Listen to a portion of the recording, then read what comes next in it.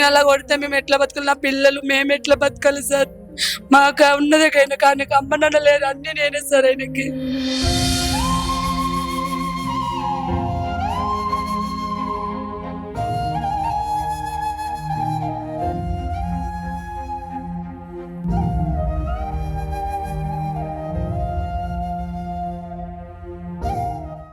నమస్తే, welcome to Suman TV Karimnagar. నేను మీ అనిల్. జై భీమ్ సినిమా దేశవ్యాప్తంగా కుదిపేసిన సినిమా. సో జై భీమ్ సినిమాకి మన దేశంలో అవార్డ్స్ అనేవి చిన్నగా వచ్చినప్పటికీ ఇంటర్నేషనల్ వ్యాప్తంగా చూసుకుంటే జై భీమ్ సినిమాకు మంచి గుర్తింపు పొందింది. ఆస్కార్ లెవెల్లో కూడా పేరును కొంచెం నామినేషన్లో కూడా తీస్తున్నట్టు మనకు తెలుస్తుంది. అంటే అంతలా ప్రభావితం చేసింది జై Bhim cinema.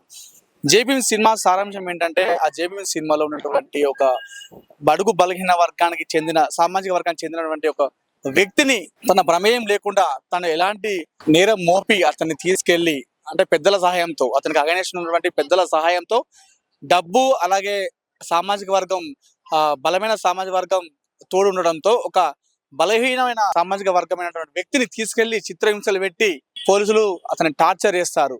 80s, 70s, 80s, 90s లో జరిగిన సినిమా కథ ఆధారంగా తీసిన సినిమా. సో అలాంటి సీన్స్ అంటే నిజ జీవితంలో ఇప్పుడు జరుగుతున్నాయా అంటే కొంచెం సోషల్ మీడియా అప్పటికి ఇప్పుడు చూసుకుంటే సోషల్ మీడియా చాలా ప్రభావితం చేస్తుంది. అలాగే టెక్నికల్ పరంగా చాలా మనం అప్డేట్ అయినాం. ఇలాంటి సమాజంలో ఇప్పుడున్న సిచ్యువేషన్లో కూడా ఇలాంటి జరుగుతున్నాయా అని మనం ప్రస్తావించుకుంటే, కరీంనగర్ జిల్లా రామాడుగు మండలం వెలిచాల గ్రామానికి చెందినటువంటి కుతాడి కనకయ్య దీనికి ఉదాహరణ చెప్పుకోవచ్చు. వెలిచాల గ్రామానికి చెందిన కుతాడి కనకయ్యకు సేమ్ జై భీమ్ సినిమాల తరహాలనే ఒక సిచ్యువేషన్ జరిగింది. ఆ సినిమాలో ఎలాగైతే బలహీనమైన సామాజిక వర్గానికి చెందినటువంటి వ్యక్తిని తీసుకెళ్లి చిత్రహింసలు పెట్టి, అంటే చెయ్యని నేరానికి దొంగతనం నేరం మోపి ఎలా చిత్రహింసలు చేశారో సేమ్ అలాంటి పరిస్థితే కుతాడి కనకయ్య ఎదుర్కొన్నాడు. 2 నెలల కింద గొర్రెలు పైన నేరం కింద అతన్ని తీసుకెళ్లి విచారణ జరపకుండా, ఎలాంటి నోటీసులు ఇవ్వకుండా ఉదయం 4 గంటలకు తీసుకెళ్లి పోలీస్ స్టేషన్లో అతన్ని చిత్రహింసలు పెట్టినట్టుగా కుతాడి కనకయ్య బాధితుడు ఆరోపిస్తున్నాడు. ప్రస్తుతం ఆ కుటుంబం కరీంనగర్లోని గవర్నమెంట్ హాస్పిటల్లో చికిత్స పొందుతుంది. మెరుగైన వైద్యం చేయించుకోవడానికి కూడా వారి దగ్గర స్తోమత లేదు. అంత ఆర్థికంగా సామాజిక వర్గంగా చాలా చిన్నదైనటువంటి కుటుంబం అది. అసలు ఏం జరిగింది జై భీమ్ సినిమా తరహాలో? అసలు కుతాడి కనకయ్యకు ఆ ట్రీట్మెంట్ ఏ విధంగా చేశారు పోలీసులు? అసలు ఏం జరిగింది? ఎలాంటి విషయంలో అతను తీసుకెళ్లి ఇంట్రాగేట్ చేయకుండా 3rd డిగ్రీ కూడా వినియోగించినట్టు తెలుస్తుంది. చూద్దాం, ఒకసారి వెళ్దాం లోపలికి వెళ్ళి. బాధితుడు ఆ కుటుంబం ఏం చెప్తారో ఒకసారి విందాం మనం, రండి.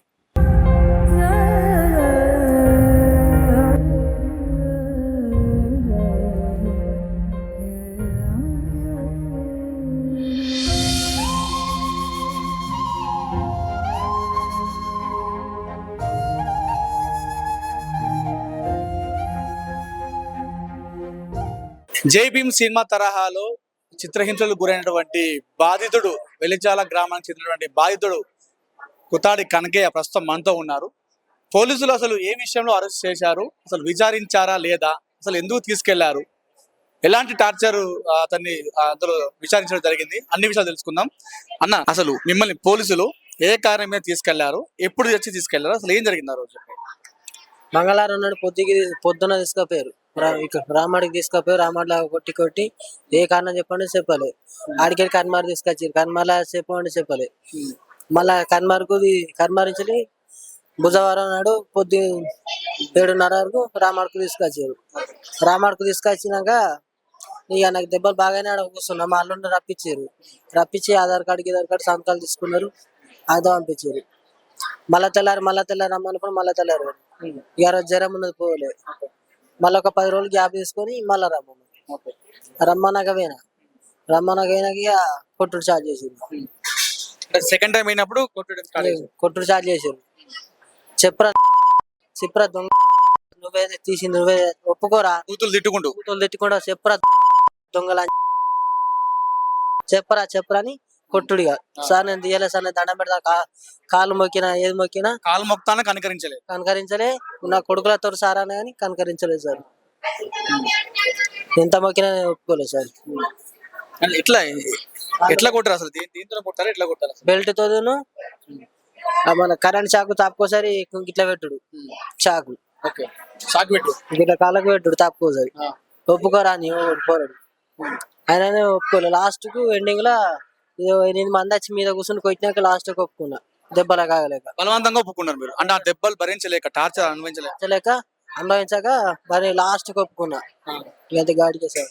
ఎంత దారుణమైన పరిస్థితి అంటే కనుకేది నేను చేయలేదు సార్, నీ కాలు మొక్తా సార్, నీ దండం పెడతాను సార్ అని కూడా కనుకరించలేదు. నిజంగా జై భీమ్ సినిమాలో జరిగినట్టుగానే జరిగింది ఈ సిచ్యువేషన్ చూసుకుంటే. అంటే ఒక చిన్న ఓకే మీకు అనుమానం వచ్చింది, దొంగతనం చేసినట్టుగా అనుమానం వచ్చింది అనుకోండి, చేశాడు అనుకోండి, అంటే ఇన్వెస్టిగేషన్ చేసే పరిస్థితి ఇదా? టార్గెట్ చేస్తారా? కసబు లాంటి కషాయ వాళ్ళనే ఏం చేయకుండా కొన్ని సంవత్సరాల పాటు ఇంత స్మూత్ గా డీల్ చేస్తారు. ఒక చిన్న దొంగతనం అది కూడా చేయలేదు, జస్ట్ మీకు అనుమానం వస్తేనే మీరు ఇంత దారుణంగా చేస్తారా? ఒక నెల కింద పెద్దపల్లిలో కాటనపల్లిలో 6 సంవత్సరాల పాప సహస్ర రేపుకు గురై హత్యకు గురైతే ఇప్పటికీ అంటే అట్లాంటి వాటిని స్మూత్ గా తీసుకున్న పోలీసులు ఒక చిన్న దొంగతనం ఇంత టార్చర్ చేస్తారా? అతనికి ఏం తెలుసు అంటే ఒక దగ్గర పాలేరుతనం పని చేసుకుంటూ ఉంటాడు, అతనికి వచ్చేది 100 రూపాయలు లాంటి డబ్బులు వస్తాయి. ఆ 100 రూపాయలతోనే కూడగట్టుకొని వాళ్ళ కుటుంబాన్ని పోషించుకుంటారు. ఇంకేమన్నారు పోలీసులు? ఇంకేమన్నారు తర్వాత? ఏమైన తర్వాత కొట్టేది ఒప్పుకోరని మా దగ్గరుండి ఒక వ్యక్తి కొట్టించాడు, దగ్గరుండి ఒప్పుకోరా అని కొట్టించింది. ఇక నేను ఆడికి ఇక సోయి తప్పిపోయినట్టే. ఇది పరిస్థితి. నిజంగా జై భీమ్ సినిమాలో ఆ సినిమాలో బాధితుడు భార్య ఎలా పోరాడుతుందో ప్రస్తుతం వాళ్ళ భార్య కూడా సేమ్ అలానే పోరాడుతుంది. నిస్సహాయ స్థితిలో ఉన్నది ప్రస్తుతం. అమ్మ చెప్పండి అమ్మ, అసలు ఏం జరిగింది? లేనిపోని నిందలు పెట్టి మా మీద దొంగ పేరు పెట్టిరు సార్. మా ఆయన అలాంటి పని చేయడానికి మాకు తెలుసు. అదే అబద్ధమైన ఏ చిన్న నిజమైన మాకు చెప్తాడు ఆయన, అబద్ధాలు ఆడాడు. కానీ లేనిపోని నింద వేసిరు సార్ మా మీద దొంగ పేరు అని. మా ఆయన అలాంటి కాదు, మేము జీతం పని చేసుకొని బతికేటోళ్ళం సార్ మేము, అంతే సార్.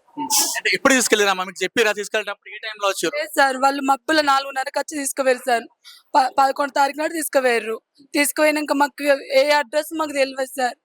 మళ్ళీ 12వ తారీఖు నాడు నైట్ 10కి ఫోన్ చేసి తీసుకెళ్ళరు అని చెప్పారు సార్. ఆ తర్వాత ఇక మాకు ఏం తెలియదు సార్. ఇక మళ్ళీ 26వ తారీఖు నాడు తీసుకెళ్ళిరు. తీసుకెళ్ళాక మళ్ళీ కొట్టినాక ఆయన ఒప్పుకున్నాక తర్వాత ఈయన మళ్ళీ దోలుకొచ్చారు సార్. కొట్టినాక ఆ రోజు మొత్తం నైట్ అంతా కొట్టారు సార్. 4కి తీసుకుపోయారు. 4కి తీసుకుపోయి 6 నుంచి స్టార్ట్ చేస్తే 9:30 దాకా కొట్టిరారు సార్. సార్ అంతే, నాకేం తెలియదు సార్. ఏం కోరుకుంటారమ్మా? మాకు న్యాయం కావాలి సార్, మాకు న్యాయం కావాలి. మేము పేదోళ్ళం సార్, చేసుకుంటూ తిన్నట్టు లేకపోతే లేదు సార్. ఆయన అలా కొడితే మేము ఎట్లా బతకాలి? నా పిల్లలు మేము ఎట్లా బతకాలి సార్? మాకు ఉన్నదే కానీ అమ్మ నాన్న లేరు, అన్ని నేనే సార్ ఆయనకి. మాకు న్యాయం కావాలి సార్. మాకే నింద లేకుండా మేము మంచిగా ఉండాలని మా కోరిక సార్. వాళ్ళు ఇప్పటికీ చెప్తుంది ఒకటే, ఆత్మాభిమానంతో బతుకున్నాం సార్, మాకు ఉన్నదో లేదో తినుకుంటున్నాం, కానీ ఆత్మాభిమానంతో ఎలాంటి నింద లేకుండా మా మీద ఏం లేకుండా బతుకున్నాం సార్. మాకు కావాల్సిన న్యాయం కావాలి, మా మీద పడ్డ నింద పోవాలి సార్ అన్నట్టుగా వాళ్ళు ఆవేదన వ్యక్తం చేస్తున్నారు. కనుక ఇప్పుడు మొత్తం మీకు నడవస్తలేదు, కాళ్ళు చేతులు మూమెంట్ కూడా ఏం లేదు, నడవత్తలేదు సార్ మొత్తానికి. సార్ అంత ఘోరంగా కొట్టిరు సార్, కనిపించకుండా కొట్టిరు సార్ ఆయనను. మాకు న్యాయం కావాలి సార్. మేము బతుకు ఎట్లా బతుకుతుంది సార్? మేము పేదల్లో. ఉదయం 4 గంటలకు తీసుకుపోవడం అంటే ఏంటంటే నాకు అర్థమైతే లేదు. ఒక చిన్న దొంగతనం కేసు అండి, అది అనుమానం వచ్చింది అనుకోండి, ఉదయం 4 గంటలక హత్య చేసిండా లేకపోతే తీవ్రవాద? వాళ్ళ బాధితుల ఆవేదన వర్ణాతీతం అసలు. మరికొంతమంది ఉన్నారు, వాళ్ళకి అండగా వచ్చారు, ఇక్కడ వచ్చి వాళ్ళు పరామర్శించారు. ఏం జరిగింది మొత్తం మీరు చూసిన దానిలో మీరు ఏం అర్థం చేసుకున్నారు? ఏం జరిగింది అసలు? నిజ నిర్ధారణ చేసిన మేరకు తెలిసింది ఏంటంటే, ఈయన తిరుపతి అని ఒక కట్కే వారి దగ్గర పనిచేసేవారు, కుర్మా దగ్గర. ఆ గొర్రెలను మేపుక రావాలి అండ్ ఆదివారం మరియు బుధవారం నాడు మేకను కోసుకొని వాళ్ళకి అమ్మాలి. ఇది కట్కే పని, ఈయన పని. వీళ్ళ కుల వృత్తి పందులు మేపుడు కూడా లేవు. వీళ్ళు వ్యవసాయం చేసుకుంటా బతుకుతున్న సాధారణ కుటుంబం. 2 ఇండ్లు ఉంటాయి ఆడ, ఎరకనిళ్ళు. ఆ ఎరకనిళ్ళల్లో ఈమె ఇల్టం వచ్చిండి ఆ ఊర్లో. ఎంత దారుణం అంటే, మేలో పోయినాయి అంట, ఏప్రిల్లో పోయినాయి అంట ఆయన మేకలు. అతని మేకలు పోయినాయని మరి అతడు అందరికి మేకల కూర అన్నది సప్లై చేస్తాడు ఎస్ఐలకు సిఐలకు వాళ్ళకంతా. అంటే అతని ఏదో ఇన్లీగల్ కాంటాక్ట్ నడుతుంది కనుకనే వాళ్ళకి ఫ్రీగా సప్లై చేస్తాడు. అది ఏదో విషయంలో అతనికి జూన్ లో సప్లై చేయలేడో ఏదో కానీ ఇతన్ని 11 తారీఖు నాడు పోలీసు వాళ్ళు లావట్కపోయింది. ఎట్లా అంటే భార్య పిల్లలతోటి పండుకున్నోన్ని ఎలాంటి అంటే కనీసం ఇంటిమేషన్ ఇవ్వకుండానే రాత్రి లావట్కపోవడం ఏమైనా చర్య. ఊరుకు సంబంధితమైన వాడు, ఊర్లో ఉండేటోడు, కావాలంటే ఎప్పుడన్నా ఊర్లో అతన్ని పిలిపించినా కానీ సర్పంచ్ తోటో లేకుంటే కారోబార్ తోటి చెప్పితే వచ్చేవాడు. కానీ ఇది జులుం అన్నది మరో జై భీమ్ సినిమాలో ఏ మాదిరిగానైతే ఇతడు చిన్న జాతికి సంబంధితమైన ఎస్టీ జాతికి సంబంధితమైన వాడు కనుకనే ఇంత జులుం జరిగిందని మేము భావిస్తున్నాం. అంటే ఈ పోలీస్ వ్యవస్థలో కూడా కులాల పరంగా వ్యవహరిస్తున్న వ్యవహారం కనబడుతుంది. ముఖ్య మేకలు అది నేరం మోపబడ్డది కానీ వీళ్ళు చేసింది లేదు కనుక ఒకవేళ అట్లా ఉన్నట్టయితే ఇన్వెస్టిగేషన్ చేసేడుతుండే. ఇన్వెస్టిగేషన్ చేసినాక నేరస్తుడు అయితే తీసుకుపోయి కొట్టుండ్రు ఏం కాదు. కానీ నేరమే చేయనోడిని ఈ ఎంక్వైరీ చేయకుండా ఈ మాదిరిగా కొట్టడం అన్నది ఏమైనా చర్య. ఖచ్చితంగా వాళ్ళ మీద అట్రాసిటీ కేసు నమోదు కావాలి. తర్వాత ఇలా కుటుంబాన్ని పూర్తి స్థాయిలో ప్రభుత్వం ఆదుకోవాలి. ఇలా వాని అబ్బా జాగీర్ అన్నట్టుగా యూనిఫామ్ వేసుకోగానే ఎవరిని దొరికితే అన్ని కొడతారా? అరే న్యాయం ధర్మం ఒక డ్యూటీ ఉన్నారు, డ్యూటీలో మీ పద్ధతిలో నడవాలి. ఇలా అలా కాకుండా అమాయకుడు దొరికిందంటే ఈ మాదిరిగా కొట్టడం అన్నది, ఇద్దరు పిల్లల తండ్రి మరి కుటుంబాన్ని పోషించేవాడు ఈ మాదిరిగా దెబ్బలు కొట్టడం అన్నది ఏమైనా చర్య. ఇంతవరకు కూడా వాళ్ళకి కనీసం ఎఫ్ఐఆర్ కాపీ అని ఇయ్యలే. ఒకవేళ దొంగతనం చేసినట్టయితే ఫస్ట్ టైం కొట్టిర్రు కనుక 13 రోజుల గ్యాప్ ఎందుకు చేసిరంటే ఈ ప్రచారం ఎక్కువ అవుతుందని అనిపిస్తున్నట్టున్నది. ఆ ఊర్లో ఇతన్ని తీసుకుపోయి అమాయకుడిని పోలీసులు కొట్టిరని, ఈ ప్రచారంలో ఏడబద్నాం అవుతారని 26 నాడు తీసుకుపోయి అతని నేరం ఒప్పుకో అని చెప్పుకుంటా కొట్టడం అన్నది ఇది ఏమైన చర్య. ఒప్పించి మళ్ళా నేరస్తుని తయారు చేయడం అన్నది, ఒకవేళ నేరస్తుడు అయితే ఎందుకు కోర్టుకు పంపలే, ఎందుకు జైలుకు పంపలే? ఏదేమైనా కానీ కొట్టడం అన్నది ఏమైనా చర్య. వెంటనే పోలీసు అధికారుల పైన చర్యలు తీసుకోవాలి, క్రిమినల్ చర్యలు, శాఖపరమైన చర్యలు. హయ్యర్ ఆఫీసర్ సిపి గారు దీన్ని వెంటనే పరిగణనలోకి తీసుకోవాలి. సుమన్ టీవీ ఏదైతే చెప్తుందో దాన్ని పరిగణనలోకి తీసుకోవాలి. అదే కాకుండా జ్యుడిషియల్ ను కూడా కోరుకుంటున్నాం, ఇలాంటి సంఘటనలు మళ్ళీ పునరావృతం కాకుండా జై భీమ్ సినిమా కండ్ల గట్టినడుగా చూపించింది. ఇలా కండ్ల గట్టినడుగనే సంఘటన జరిగినట్టుగా మేము భావిస్తున్నాం. సార్ నీ దండం పెడతా సార్, సార్ నీ కాల్ముక్త సార్, సార్ నీ దయ సార్ అంటూ బాధితుడు కనకయ్య ఎంత విలపించినా పోలీసులు కనికరించలేదు. నువ్వే చేశావు నేరం, గొర్రెలు దొంగతనం చేసింది నువ్వే అంటూ తను ఒప్పుకునేంత వరకు కూడా 3rd డిగ్రీ చేస్తూ తనని చిత్రహింసలు పెట్టారు పోలీసులు అన్నట్టుగా బాధితుడు కనకయ్య మనకి ఇప్పుడు కళ్ళ గట్టినట్టుగా చెప్పాడు. ఏంటి సార్ ఏ సమాజంలో ఉన్నాం మనం ఇప్పుడు? కసబ్ లాంటి, ఇందాక మనం చెప్పుకున్నాడు, కసబ్ లాంటి వాళ్ళను, కసాయి వాళ్ళను మనం స్మూత్ గా డీల్ చేస్తున్నామే. రేప్ చేసి మర్డర్ చేసిన వాళ్ళని మనం అసలు ఏం జరుగుతుందో ఆ కేసు వెనకాల అని తెలియకుండా పోతుంది. అలాంటి విషయంలో ఒక చిన్న దొంగతనం విషయంలో అది నేరం చేశాడా ఇంకా నిరూపించక ముందే వ్యక్తిని తీసుకెళ్లి కుట్టడం అనేది జై భీమ్ సినిమాను నిజంగానే ఈ సంఘటన తలపిస్తుందని చెప్పుకోవచ్చు. మానవ హక్కుల సంఘం చాలా మంది వచ్చారు, వాళ్ళ కుటుంబాన్ని ఆరాధించారు. అలాగే సుమన్ టీవీ కూడా బాధితుడికి న్యాయం చేసే వరకు కూడా సుమన్ టీవీ పోరాడుతుంది. కనకయ్య కుటుంబానికి న్యాయం జరగాలి. 3rd డిగ్రీ అసలు అతను కాళ్ళు చేతులు కదపలేని సిచ్యువేషన్ లో ఉన్నాడు. కుటుంబానికి పెద్ద దిక్కు, ఇద్దరు కుమారులు, చిన్నవాళ్ళు, ఒక భార్య, రెక్కాడితే కానీ ఒక కుటుంబం వారిది.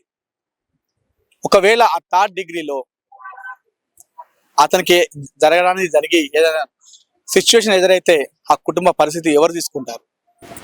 దయచేసి జ్యుడిషియల్ కావచ్చు, పోలీసు అధికారులు కావచ్చు, కుతాడి కనకయ్య విషయంలో జరిగిన విషయాన్ని, ఆ పరిణామంలో ఏం జరిగిందో మొత్తం దాన్ని ఇన్వెస్టిగేషన్ చేసి ఆ బాధితుడికి న్యాయం చేయాలంటగా సుమన్ టీవీ కోరుతుంది.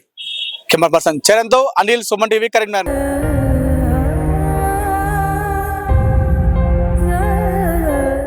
ఆయన అలా కొడితే మేము ఎట్లా బతకాలి? నా పిల్లలు మేము ఎట్లా బతకాలి సార్?